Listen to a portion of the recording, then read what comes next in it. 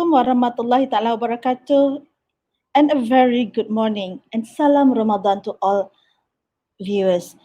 Welcome to our sixth session of webinar series, Captain of Industry, brought to you by Faculty of Engineering. We are initiating university-industry collaboration during MCO to have a platform with our Captain of Industry to share their thoughts, way forward and challenges during post-COVID-19. Now we are streaming live from FB Faculty of Engineering. Today, gladly we would like to welcome Dr. Zaharuddin Mansor, National Technology Officer, Microsoft Malaysia, with his topic today entitled COVID-19 Accelerating. Without further ado, I would like to invite Yang Berusaha Profesor Dato' Engineer Dr. Muhammad Rafiq Haji Dato' Abdul Kadir, Dean Faculty of Engineering, to introduce our captain today. Over to you, Dato'. Thank you, Murni. Assalamu Alaikum warahmatullahi wabarakatuh. And a very good morning to our speaker, Dr. Zaharuddin. And also a very good morning to all of you watching this Captain of Industry webinar live through our Faculty of Engineering Facebook. First of all, I would like to say thank you so much to our presenter today. Despite his busy schedule, can still slot an hour with us to share his experience as the National Technology Officer at Microsoft and be appointed as our Captain of Industry. Let me brief all of you a short biography of our speaker. Dr. Zaha received a first-class honours degree in Computer Systems Engineering from Monash University, Australia in 1985 and completed his PhD in Computer Science in 1988, means 3 years later. Dr. Zaha joined Microsoft in 2005 and has more than 33 years of professional experience in ICT and telecommunications in senior leadership, engineering, research, as well as academic roles. In 2010, he had the honor of leading the Business Services Economic Transformation Program, ETP Labs, and in 2018, appointed a committee member of the National Education Policy Review Council. He also presently is an adjunct professor at International Islamic University Malaysia, IIUM, and member of industrial advisory panels at several other universities, where he works closely with academia and has publications as well as professional certifications and recognition in data science, artificial intelligence, cybersecurity, software engineering, computer architectures, telecommunications, and digital transformation. He also holds several associate positions at PICOM, MQA, Department of Standards, SIRIM, and others. Dr. Zaha is passionate about technology and aspires to contribute towards the nation's digital economy initiative and has contributed in a number of national strategic publications in the areas of data science, cybersecurity, technology foresight, computing, telecommunications, economic transformation, and education. So without further ado, I call upon Dr. Zaharuddin Mansor. Over to you, Doctor. Thank you very much, Prof. Puan. Assalamu Alaikum warahmatullahi wabarakatuh, and a very good morning to all. First of all, thank you very much to UTM for inviting me to this session today. It is indeed an honor and a pleasure. Now, prior to COVID-19, I used to say that data and artificial intelligence was really accelerating the pace of the fourth industrial revolution and the disruptions that we see. But now I say that COVID-19, what it has done is brought forward and forced upon us a new normal far ahead of time. So today I'm happy to share with you my thoughts on the need for us to urgently accelerate our digital transformation to enable us to deal with the unknown and volatile post-COVID era. But before I do that, I think I'd like to level set our understanding, because if I ask all of you what is fourth industrial revolution, what is digital transformation, I would probably get a few different answers, right? So for me, when we talk about an industrial revolution, it is kind of a significant turning point from a social economic standpoint in history. So if you think about ourselves maybe 10, 15 years ago, right? If you were to use our phone in a conference, for example, sitting in front, it would be considered to be kind of, unethical. But in today's world, you find that everyone uses a phone, whether they're on stage or off stage, right? So really, things have changed a lot from a social standpoint.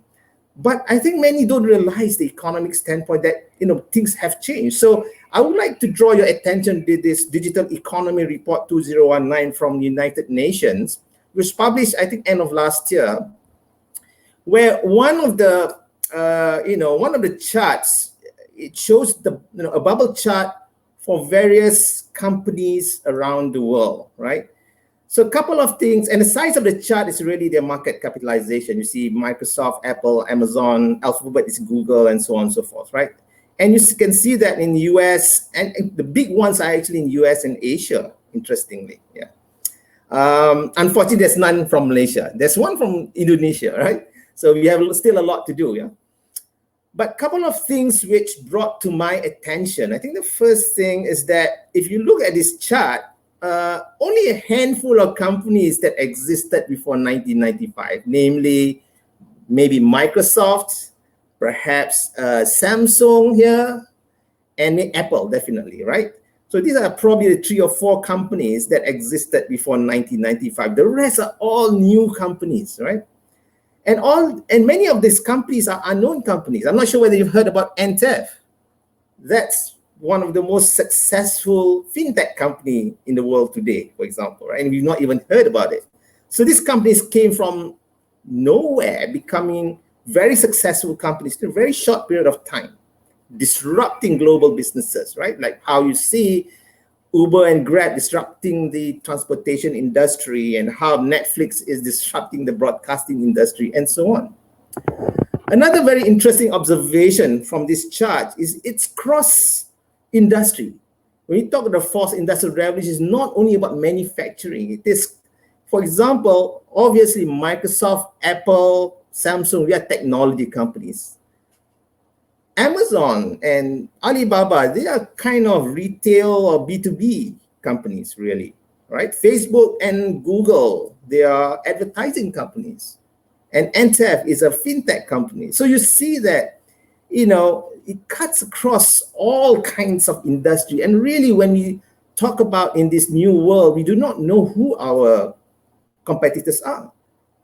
15 years ago, I wouldn't have dreamt that one of the main competitors for Microsoft is actually Amazon, which is a retail company, and Google, which is an advertising company, right? So that's the irony of it. Now,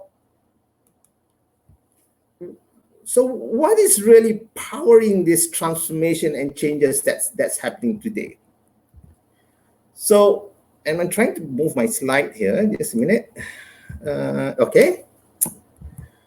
I think if you think about the first industrial revolution, it was the steam technologies which powered that revolution at that point of time.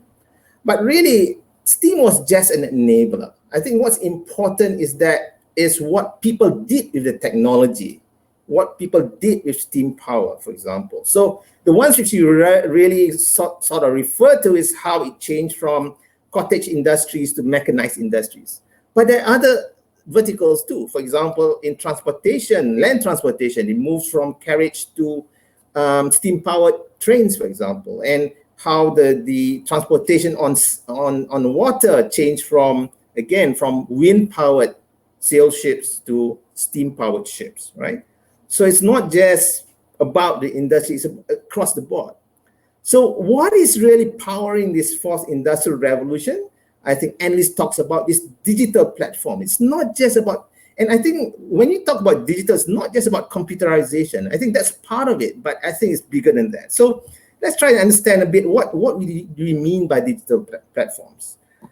So I'll use this. So it is kind of a combination of several technologies, right? So for example, if you look at what's being used today, people talk about social and how we use Facebook, Google, and WhatsApp extensively, right, on our mobile. And that generates huge amounts of data that all these companies, digital companies, need to use different kinds and ways of processing huge terabytes of data in a short period of time. And they wouldn't have been, if you think about all these companies coming from nowhere, they wouldn't have been able to afford buying a lot of computer hardware, right? So the hyperscale cloud computing, which brought the cost of computing down by an order of magnitude, help them to be successful in their business. And now with Internet of Things, where the sensors, the actuators are connected via the internet to this underlying platform, and that creates even more data that enables us to then embark on advanced automation using artificial intelligence. But if you look at most of the successful companies, they don't look at just IoT or just social or just big data. They use this whole combination as a platform for them. And then you think about Grab, for example, right? It's a combination. It's a combination of mobile and big data and cloud and artificial intelligence. They leverage all this as a platform. And that's what we call as being digital. So sometimes I get stressed out and say, oh, I'm IoT and therefore I'm digital. No, that's just part of the story. It has to be that whole platform. Now, before I leave this slide, there's two other things I'd like to comment. I think a lot of people say that, oh, this technology is moving so fast, right? I have a slightly different view. I think the use of technology is changing very fast, right? We didn't use smartphones 15 years ago, we use smartphone now. But if you look at the underlying technologies for each of this, right, they've been around for a long time. Think about artificial intelligence. I mean, for those of you in computer science, I'm sure you know that, Alan Turing talked about the Turing test in 1950s, right? And even if, let's say, the next generation of disruptions happen through quantum computing was things that the underlying technologies like entanglement and superposition, that was taught by Einstein in the early 1900s, right? So a lot of the fundamental technologies here have not changed. It's just the use of technology. And what's driving this is not really technology, but the economics of using the technology or the democratization of technology. That means, you think about it, when you use your phone today, it is 3 times more powerful than the computer that brought Apollo 11 to the moon. And in today's world, you can just buy it for less than 1,000 ringgit, whilst that computer which brought Apollo 11 to the moon cost billions at that point of time, right? So you can actually afford it. And what's more important is you can use it because of the graphical user interface and so on. So that's about democratization of technology. The third piece that I would like to highlight is that all these technologies are internet enabled. The moment you pull the internet, it becomes less effective. So think about this, right? You turn on your iPhone or your Android phones, turn off the LTE, turn off the Wi-Fi, what does it become? Yeah, it becomes a dumb phone, a Nokia 3270, and I get the younger ones to know what it is, right? So the final thing that I'd like to touch is also that because it's internet enabled, that is why cybersecurity is becoming a very important topic these days, yeah? But that's another big story. Now, let's look at what is the impact, of transformation. What kinds of transformation is enabled by digital? I think I like to use the words used by Google. There are 2 main things which is happening. One is that customer, citizen has more power today, right? We have now power to change governments, for example, right? Even in Malaysia, right? But not only that, if you think about students today in selecting universities, they have a lot of information. When you buy your next car or your next handbag, you have a lot of information before you actually decide to buy. So there's a lot of power which is moving to the social side of things. But the same digital technologies are also enabling organizations, digital companies to be more agile. And that's the key part. When they're agile, then they can then respond to the needs of the market and the customers a lot more faster than what it used to be, all right? And without this digital technology, organizations cannot actually respond to the needs of the market in a way that is required today. And this is why Klaus Schwab, the founder and CEO of the World Economic Forum, talks about in this new world, it's not about the big fish eating the small fish, but it's about the fast fish eating the slow fish, right? And you saw that, right? How Grab and Uber, right, totally disrupted the decade-old transportation industry. And I can go on and on to give all these examples. He also highlights the fact that while there's a lot of opportunities generated, whether it's big or small companies, it is also a problem and a challenge for those companies who do not want to change the way they do business or don't want to change we operate, right? And I think this is a fair comment. If you think about even in education, for example, there's going to be a lot of disruption and changes, especially after COVID-19. Just to show this point, this is an interesting chart of BlackBerry, right? And I think some of you have seen this chart where it was a very successful company when Apple became digital and launched its iPhone in 2007. For the next 3 years, they were still quite successful, but suddenly in 2010, over a period of just 5 months, it kind of totally became irrelevant, right? And what they did not do is to digitally transform so that they can constantly create this next S-curve for them, right? And this is what companies today, if you have a business or you're running an organization, this is something you need to do. You need to create the next S-curve. What is next that we need to do? So in today's world, businesses need to have kind of dual personality, right? If you have a business, a mature business, then yes, you use the traditional ways of maximizing your returns, efficiency, productivity, and so on to drive your matured business. While that's necessary, it's insufficient because companies today need to have kind of a startup mentality where innovation, taking risks, right, calculated risks, and be able to be agile to change according to the needs of the market. And that's very important to survive in the longer term, right? Now, I had an opportunity to have a fireside chat with the CEO of Grab, and he talks about how if these digital technologies, the use of the mobile, the social, the underlying big data, which needs to be processed, terabytes of data every hour, the cheap computing power provided by the hyperscale cloud, AI, and so on, really that Grab business cannot exist, okay? So, it was just fortunate that, that this kind of stack of technologies, the digital technologies became available to them to drive the business that they are in.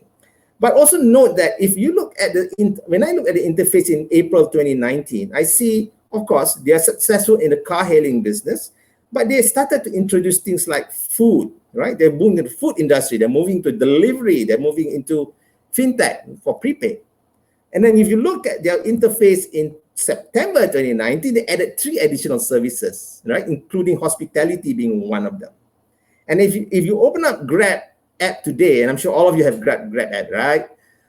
You'll find that there's already 10 different services and the additional 3 there, right? Including, I think the new one is gift cards or clean and fix, right? So they're moving to all sorts of industry. And you see that innovation side, the left-hand side of that cycle just now, that is the kind of things that companies these days need to do. So now let's switch about COVID, what's happening in COVID. No, so I think, I'm sure all of you in a WhatsApp group and any WhatsApp group have seen this, right? So who led the digital transformation in your organization? And of course, the answer is COVID-19, right? Very interesting. But to me, if I talk about COVID-19, what it has done is it has forced us through this, if you're a Star Trek buff like me, and I'm sure some of you are, I know someone who is, it has pulled us through this wormhole. Suddenly you're from our side of the galaxy, which is called the Alpha Quadrant. Suddenly you appear in the other side of the galaxy, which is called the Delta Quadrant, right? And you don't know what's going to happen in that Delta Quadrant because things are going to be totally different. And I kind of think that this is the feeling I get coming through this COVID-19 scenario. And from Microsoft perspective, you see that, what we planned or what we expected to happen in 2 years, this transformation has happened in 2 months. Right? That's what we see globally around the world. And I think locally we have seen how even, our PM talks about, hey, we need to have a new work culture. We need to leverage on digital platforms, that combination of technologies. And he was also talking about how, e-government is really not working as it is because it's not quite digital, and how, he wished that education has gone digital 4 years ago, right? So really what's happening is that we are really now in this new normal. It's not like when I talk about this, not 2 years down the road, it's actually now. We have to deal with this new normal today. And there are challenges, obviously, right? We see that around the world, we have a lot of unemployment happening. Some digital business is also struggling. For example, scooter sharing or car sharing businesses. That's going to be struggling if they don't expand according, just like Grab, right? So Grab was lucky; they had the food business, and that became more, in this COVID-19 scenario, that became the main revenue generator for them, right? Education is impacted. I remember when the first time in the early parts of COVID-19, the lockdown was, higher education was not allowed to operate at all, while the schools were allowed to operate online, right? So it's kind of surprising. And the effects on stock market, the crash of stock market, even Malaysia itself followed the same kind of trends, and I think that has affected many of us. But it also generates opportunities, right? For example, I talked about just now how in the area where the hyperscale cloud providers are seeing huge amounts and demands, and we are helping businesses. We're giving, for example, free Skype services for 6 months so that companies can continue to operate over these COVID-19 lockdowns, for example, right? We see that there's less pollution. We see that there is new businesses flourishing, like food delivery and and product delivery. We see online shopping is actually blooming, for example. So yes, there's a disadvantage, but there's also advantages. Now, are things going to go backwards after COVID-19? I do not think so. I think a lot of countries are looking at how they can leverage and benefit, coming out. They have a proper exit strategy so that they can not only recover, but also succeed. And this is kind of a tool that allows them to figure out, okay, what should they prioritize, right? So what happens that on the x-axis, you see it is the infection risk. So on the left side is a high infection, right side is low infection risk. And then from the top and bottom, high GDP contribution, low GDP contribution. And you can chart this in many ways. For example, you can chart this in terms of employment and many other things. But let's just focus on GDP contribution itself. Now, if I look at this, if I were to prioritize, obviously the top right-hand corner, right? You can't do everything in one go. And if you look at the top right-hand corner itself, right, things like high-tech, right, industry 4.0 and manufacturing 4.0, financial services, right, remote delivery, even face-to-face customer, most of them today are actually digitized. They're driven by digital technologies. Even face-to-face customer business, if you look at it today, when you try to, they try to push you towards more of a digital interface, whether it's a chatbot or WhatsApp or whatever it is, and then you get this face-to-face opportunity, right? So that's kind of the way business is being done today. So this is where the priorities, a lot of countries are looking at where these priorities are, and a lot of this requires high, intensity in terms of, from a technology perspective. But to go digital, it's not only about technology. I think that's the easiest part, especially when you're leveraging on democratized technology. I think the challenge we have is on the people side of things, because that requires a mindset change, and that is where the challenge is. In 2018, we did a kind of a study on how prepared are we from being digital, right? And we did it across Asia Pacific. We surveyed 15 countries across different kinds of verticals: agriculture, automotive, education, financial institutions, and organizations of different sizes, big ones, small ones, and so on. And we measured, and we did this with, we commissioned IDC to do this, and they had a methodology where they look at 6 dimensions. From a technology standpoint, is infrastructure, the data, the strategy, and people standpoint in terms of investments, culture, as well as capabilities. And then obviously, when they chart the average for the whole Asia Pacific, they will get something in the middle, right? So guess where Malaysia is? Unfortunately, we are a lot behind. And the 2 major areas that we are behind is data. We do not have a data culture. Think about yourselves. When your hard disk is full, what do you do with the hard disk? You probably go and wipe it out, right? The hard disk is more expensive than the data in it, right? But the second point is investments. But when I talk investment, I think we do invest a lot in computerization. If you look at the amount of money we spend in computerization, it's high, but we are spending on the wrong things. We are not spending on digital. We are not spending on that digital platform, the democratized technology. We're still doing things the old ways, the hard way, the most expensive way, right? So I think that's where the problem is. And it's a mindset change, really, right? And also what we did was we surveyed, like, what is the thing that's stopping organizations, right, from transforming? And the main feedback was, the lack of thought leadership by the leadership, especially investments in AI and digital technologies and so on, right? The other two are lack of skills and resources, but it's a corollary of, again, lack of leadership to drive the organization in that direction. So I think for Malaysia itself, as we go through this COVID-19, gives us that opportunity to really move ourselves to be, to transform ourselves digitally. Organizations need to transform themselves digitally and urgently to remain relevant and succeed in this new world. Now, let's then talk a bit about skills, right? We have seen that the governments around the world are seeing that they're starting to prioritize digital skills, and for obvious reasons, because that's the bit which is missing. Just buying technology is easy, but getting people to fully leverage on it is becoming a mission critical issue as countries face this new normal from this COVID-19. Now, even before that, people like the World Economic Forum has talked about job disruptions, and they kind of bucket this into three different buckets, right? Redundant roles, stable roles, and new roles. And if you look at these redundant roles, very interesting. You see that even, financial analysts, right? So my son did, actuarial science, and he's now a financial analyst. I say, guy, you better change your job now, right? Learn about AI and, try to do something else, right? Lawyers, for example, right? Good thing engineering, computer science are more of the stable role side, right, of things.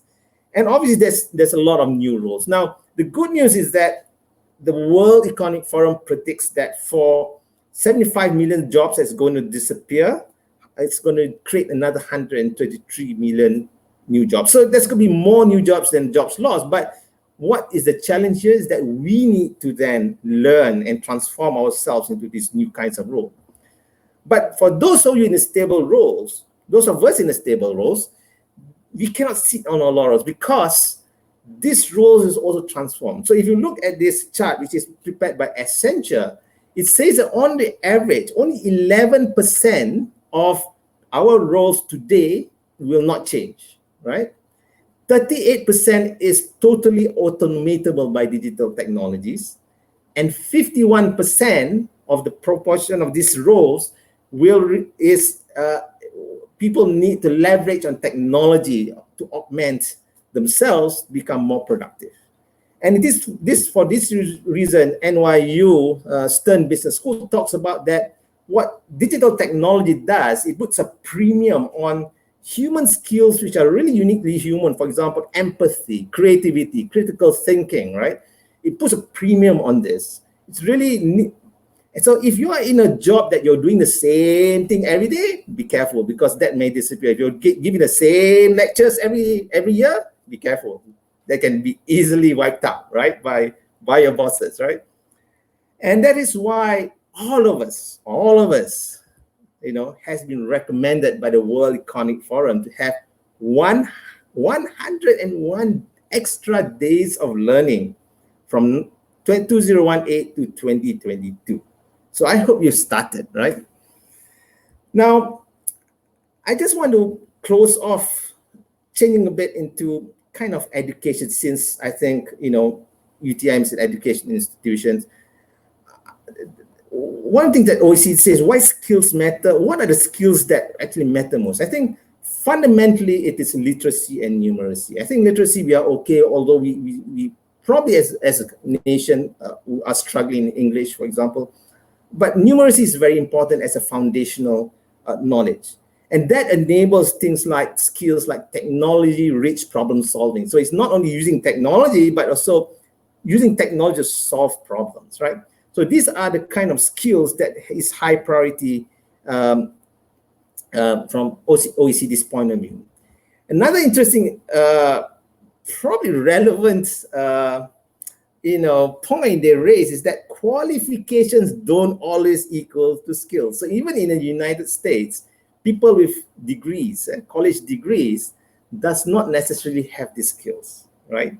This is something that I think we have to think about. Do really our graduates have this combination of skills, which is relevant in today's world? I think that's very important, yeah?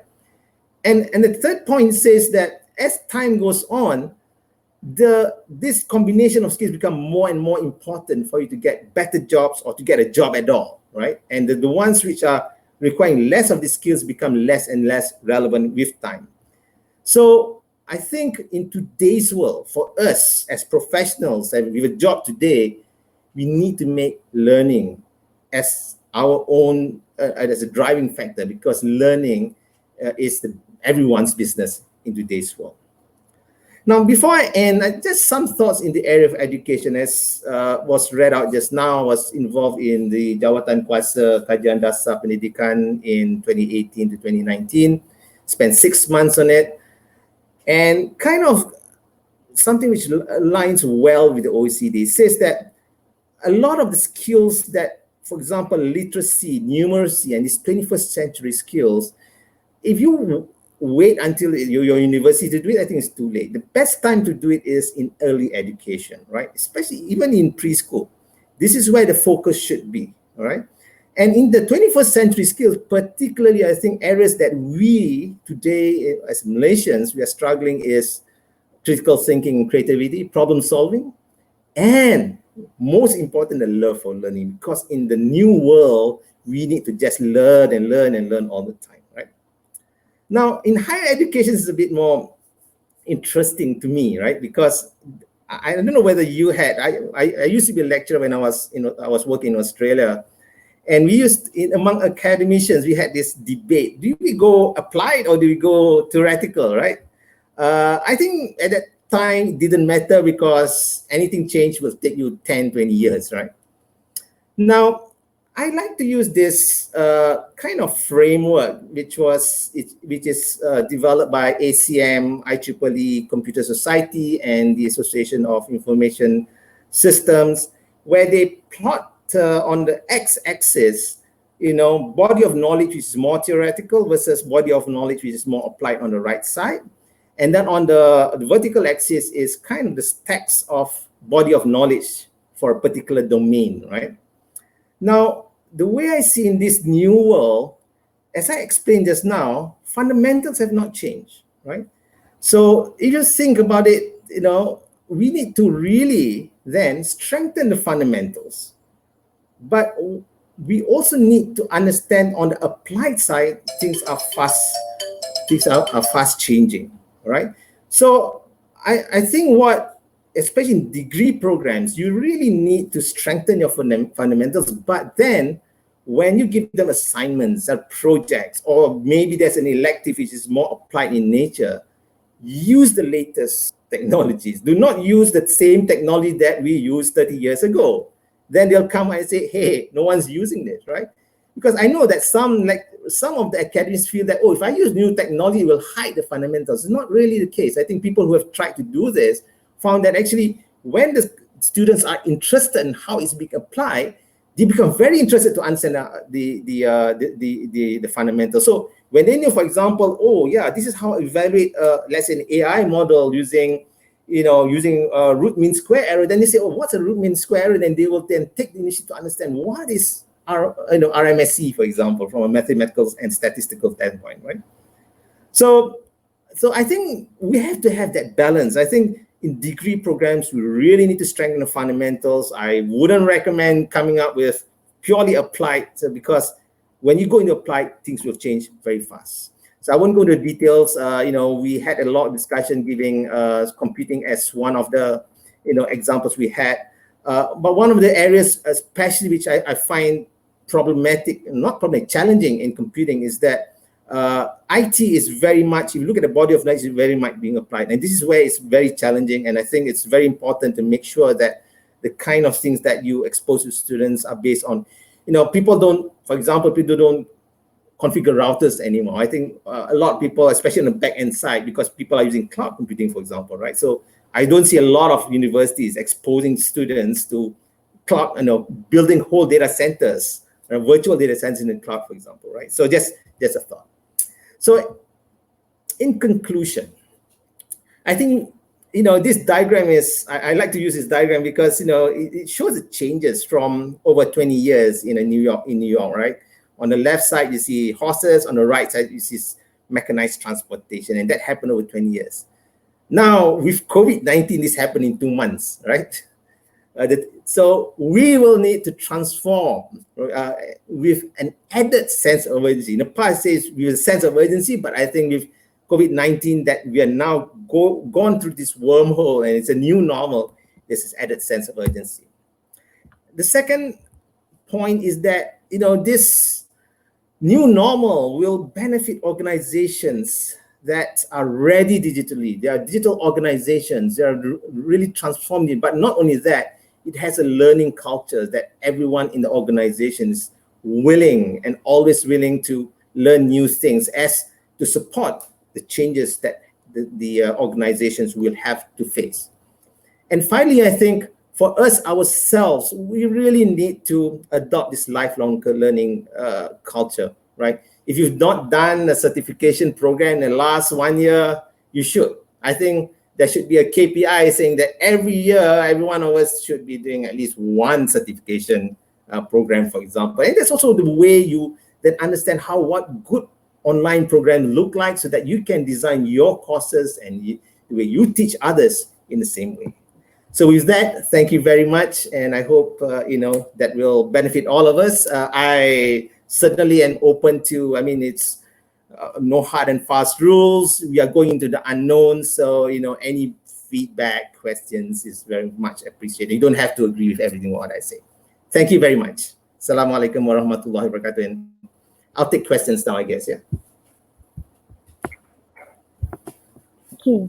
Thank you so much, Dr. Zahar, for your good, inspiring, thoughtful, and very awesome Thank you. sharing and slides with us. Okay, thank you for sharing with us today. Okay, despite of your busy schedule, you are giving your precious time with us today. We believe that it would benefit to our students, staff, alumni, and also our community as well. And yes, we are now adapting our new norm against this pandemic war. And yeah, for those moms, those parents that are juggling with new norm for their children and online classes and whatsoever. And also now we are go to the office, back to the office, and of course to our viewers, stay safe. Please keep your social distancing, and welcome back to the office. But now remember we have a new norm, and please stay safe and make sure everybody sanitize your hands and everything. Okay, we are having a few questions from our viewers. Okay. I'll share with All you right. shortly. All right. This is a very interesting question. Since I'm not, I'm not in Ministry of Education or in university, I guess I can say my mind. All right. All right. You don't have to accept it. Yeah. So I think the question was for those who don't see, Salam Alaykum, Doctor. What is the advice to academicians who still in their comfort zone by having conventional methods in teaching and learning, especially during this pandemic? I think it's beyond a pandemic. If I think about education today, I was talking to the team just now, right? My experience. So I'll talk about my experience, right? I've never done any certification program for probably since I finished my education for maybe about 30 years. Now, when the realization of, wow, there's so many new technologies coming in, and if I don't keep myself abreast, I'll be out of a job, especially in companies like Microsoft. I started to spend a bit of time learning about data science. You can see I talk about certificate in data science, professional certifications in big data, and also artificial intelligence. I took time to do that. So really, we had to open up all the old books and things like that, right? And the thing is, what I realized, and looking from a student standpoint, right? If I were to think about attending lectures the way I did 30 years ago, and that's what I mean by this having conventional methods of teaching, right? I think if I were a student today and I have access to this kind of contents, I think I will learn more, right? Think about when you were a student back then, listening to a lecturer, for an hour, typically, right? How many percent of what they say actually you understood? All right. I think the boys would probably be about 20% because they slept most of the time, right? The girls maybe 60% lah. That's why girls get better results, brother. So but sometimes we are distracted also. Because you're looking at the guy lecturer, right? Anyway, coming back to that, if you were to be an online, it's a good lecturer, and the way they break it up is in 5 minutes strength, and then they have kind of questions after that to see whether you understood. If I were to miss any point, I could just rewind. You couldn't do that in a physical lecture, right? You cannot rewind the lecturer. Sometimes you can ask a question and say, shut up, right? And then after lecturer, you try to find them, they're gone, right? In a golf course or whatever it is, right? Traditional lecturer, okay? So I think in today's world, not only the students are ready for this. I think the students are always ready for this. I think the lectures should change their mindsets here, because if it's not for themselves, it's for the students. Because the reason why if I were to lecture is because I want to impart knowledge to students, and you want to impart it in the best possible way, right? And I think that is the best possible way, and that is the most natural environments for students today, right? They see the screen more than they see people, right? So that's the first point. It is our responsibility to change, and that would be the first point. But second point is this: maybe not in the government sector, but if you're in the private sector and you are no longer a relevant teaching staff, you probably be out of a job, right? Just like Microsoft, if I'm no longer relevant, I'll be out of a job. So I would recommend, have this change in mindset. It's exciting times, really. Take that leap of faith that it's okay to do it. You fail. I failed many times in doing all these exams and whatever it is, and learn from it. I think that's a key thing. It's part of our lifelong learning. That would be my recommendation. Make sense? Fair? Fair. Yep. All right. The next question is from Ramli. Do you think business acumen also is one important skills that all students must be mastered to save a place in the future? I think there are several layers to this, right? I think everyone must have a business sense, in the sense that when I'm working in anything, whether I'm a coffee maker or a sweeper, I must make sure that my role is relevant to the business, and how I map my role to the business is important. If that's what you mean by business sense, yes. But must I know, for example, accounting, right? Or these other specific skills so that, you are relevant to the business? I think it depends. If you want to become an accountant, makes sense. If you want to become a business owner, maybe, business administration is important. And the thing is, not everyone has that passion of doing business at the end of the day, right? So I think we have to, at the end of the day, because we are in an environment where we have to be relevant in a shortest period of time, we have to focus on, what we like to do best, right? So that we can develop also, and we have different kinds of roles in any business. But in general, again, you have to step back and say, hey, how do I contribute to that business? That business sense is very important. But it's not about knowledge, about the attitude of learning, right? What should I learn so that I can understand the business better, so that I can perform in this business and contribute in the best possible way. But then, do you need everyone to do economics, everyone to do accounting? I would hesitate to recommend that at this point of time. That's my opinion. Okay, thank you, Doctor. All right, do we have another questions from viewers? Hold on. All right. Okay. Yes, How okay, can Doctor. skills The fit next question. Right.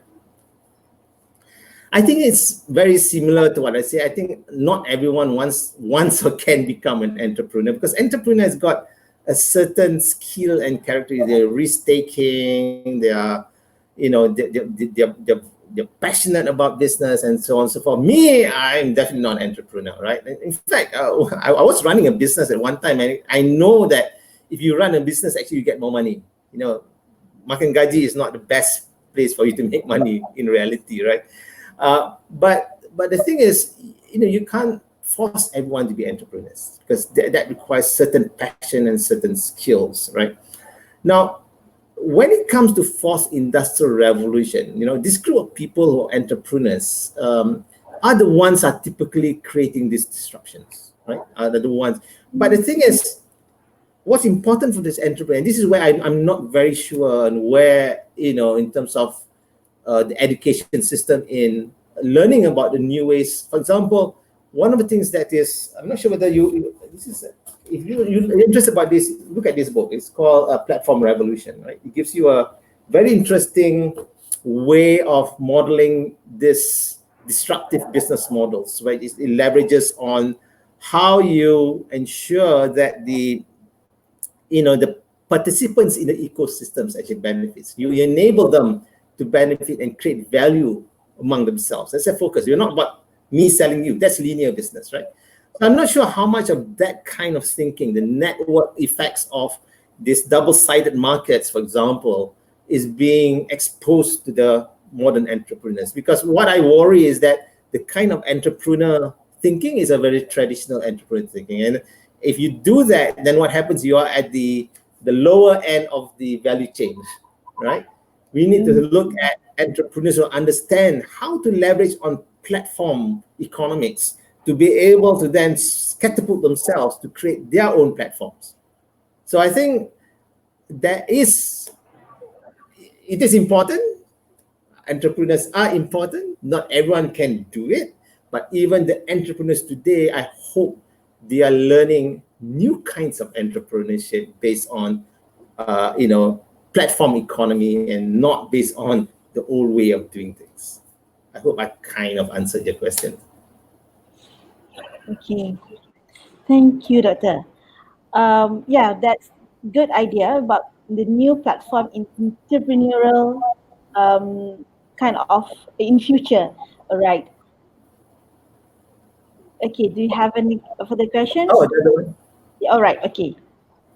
If that's so, I will pass back to Yang Berbahagia Datuk Rafiq, Okay. and also thank you again to Dr. Zahar Thank you so much for your time with us, for your good sharing with us. Hopefully to see you again in future, insyaAllah. Whether Inshallah. online, webinar, or also we have meeting face to face in future, Doctor. All right, I will pass back to Yang Berbahagia Datuk Rafiq for last few words for today, and to all and all to the viewers. Inshallah, I will close it soon. All right. Thank you very much. Yeah. Bye-bye. Murni, thank you, Murni. Dr. Zahar, thank you so very much for spending some of your precious time with us. Thank you so much. I really enjoy all your slides, but you know what? There was one slide that really stands out from the rest, and it was one where you show the Star Trek. I know. Coming out from warp. Yes. I'm also a Star Trek fan, and you talk about Star Trek going from Alpha Quadrant to Delta Quadrant. Sometimes I think of my position as the Dean is just like the captain of the Enterprise, and I'm the Captain James Tiberian Kirk. To boldly go, and no one has gone before, that kind of stuff. Yeah. And I really wish that I can travel through a wormhole. But then again, Star Trek developed when you have one slide where you talk about theoretical or applied. Like yes. So in Star Trek there is this warp drive, warp drive, one, warp two, warp three, So it is still theoretical. People are still doing research on this warp drive, super fast spacecraft, that can go beyond the speed of light. So yes, I agree with you. Theoretical, applied, so everything is packaged in Star Trek. That's why I'm a Star Trek fan just like you. So again, Dr. Zahar, thank you so very much. We You're can very welcome. Thank you. talk about Star Trek afterwards, but of course, hopefully we can continue our collaboration Yes. between Look UTM and forward to it. Microsoft. Again, thank you, Dr. Zahar. A very interesting topic we had this morning with Dr. Zahar, the National Technology Officer of Microsoft. And to all of you, our viewers, thank you also to all of you. I would like to ask all of you joining our session right now to like, comment, and share. Let me get this one right. Hey, I managed to get this one right. This is the first time. And we had our webinars for the past 2 weeks or so. And this is the first time I got it right. So I'm pointing at the right image.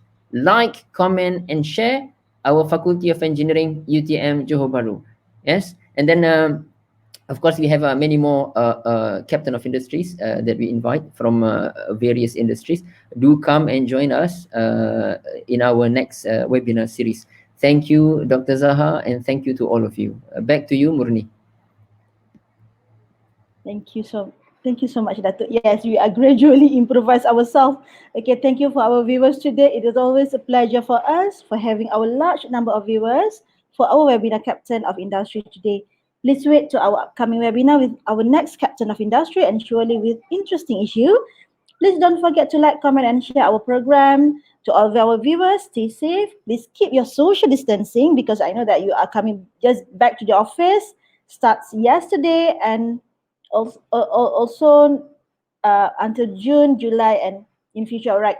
Please don't again have a good day. Wabillahi taufiq wa hidayah. Wassalamu alaikum warahmatullahi wabarakatuh and bye. See you next time.